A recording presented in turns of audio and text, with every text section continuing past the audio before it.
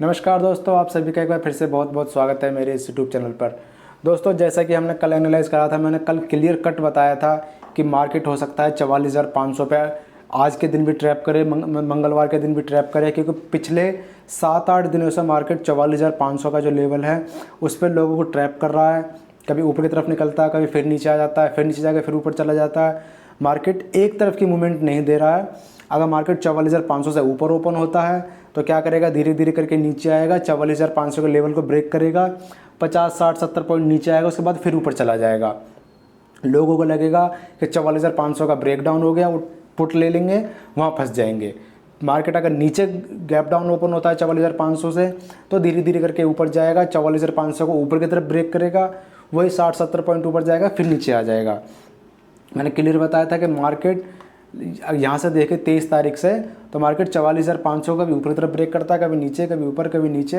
तो इसलिए मैंने बताया था कि 44,500 पे ज़्यादा फोकस ना करें, यहाँ ट्रैप करेगा मार्केट, और मार्केट वैसा ही कर रहा है। हमने जो एनालाइज़ करा था आज के ट्रेड के लिए वो मैं पहले बता देता हूँ।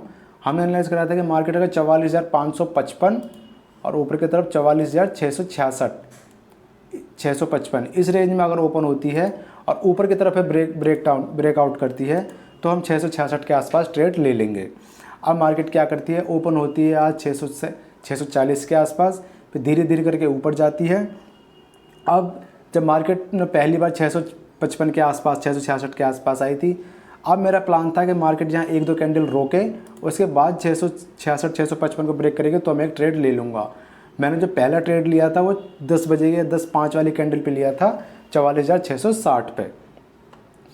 अब मार्केट यहाँ कंसोलिडेट कर रहा था। अब मेरा प्लान, जब मैंने ट्रेड लिया था तो मेरा इस जो बड़ी ग्रीन कैंडल बनी थी इसके आसपास का मेरा एसएल था 588 के आसपास का, यानी कि 70-80 पॉइंट का एसएल था। अब मार्केट में जब 2-3 कैंडल यहाँ पर रुक गई, 666 को ऊपर की तरफ ब्रेक नहीं कर पाई, तब मुझे डाउट हो गया शायद अब मार्केट ऊपर ना जाए। तो फिर मैंने अपना एसएल, ये जो रेंज बनी थी, ये छोटी सी जो रेंज बनी थी, मैं इसे जूम कर देता हूँ थोड़ा, ये देखिए यहाँ से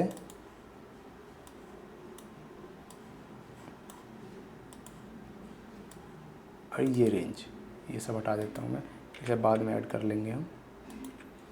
ये देखिए ये रेंज बनी थी, इसका फिर मैंने ऐसे लगा लिया था कि मार्केट अगर 611 के आसपास है उसके नीचे निकलेगा तो मैं यहाँ से निकल जाऊँगा, फिर चाहे बाद में जब दोबारा 666 को ब्रेक करेगा तो दोबारा ट्रेड में ले लूँगा। अब मार्केट ने क्या करा, जैसे ही और 611 के नीचे आई तो मैं वहाँ से निकल गया, यानी कि लगभग मेरा 50 या 60 पॉइंट का एसएल होगा जो कटा था इंडेक्स का। ऑप्शन का तो और भी कम था मेरा, इसलिए मेरे आज 2 ट्रेड हुए थे। पहला ट्रेड मैंने 44,600 की कॉल ली थी जिसमें लॉस हो गया। दूसरा ट्रेड मैंने 44,600 की पुट ली जिसमें छोटा सा प्रॉफिट हुआ। मैंने बताया भी था कि नीचे की तरफ मेरा जल्दी से कोई प्लान नहीं होगा जब तक मार्केट इस रेंज में रहेगी, जो मार्केट ने कल रेंज बनाई थी। अगर मार्केट इसी रेंज में फंसी रहेगी तो मैं जल्दी से कोई ट्रेड नहीं करूँगा। ये जो रेंज बनी थी इस रेंज में मार्केट रहेगी तो मैं ट्रेड नहीं करूँगा। अब चलिए हम पहले एनालाइज कर लेते हैं कि कल के सेशन में मार्केट को कहाँ ट्रेड हम कर सकते हैं। ये सब हटा देता हूँ। ऊपर की तरफ दोस्तों हमारे वही लेवल रहेंगे जो कल हमने डिसाइड करे थे। मार्केट अगर 555, 44,555 और 44,666 इस रेंज में ओपन होता है और यहाँ आके कुछ प्राइस एक्शन या कुछ कैंडल बद दिखा, जैसे ये कैंडल बनी थी, आज तो दोस्तों सेटअप फेल हो गया। ऐसा सेटअप 10 में से 7 या 8 बार आपको सक्सेसफुल ट्रेड देता ही देता है। 1-2 बार दोस्तों फेल होता है, कोई दिक्कत नहीं।